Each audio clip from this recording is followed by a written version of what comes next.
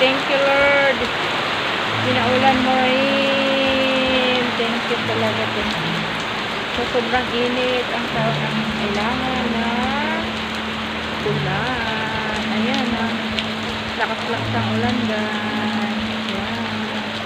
Nababasa ang aming rapal. Dahil sa hindi na agad na bukas na sa ulan. Ayan. Makulimlim. Ayan. Thank you.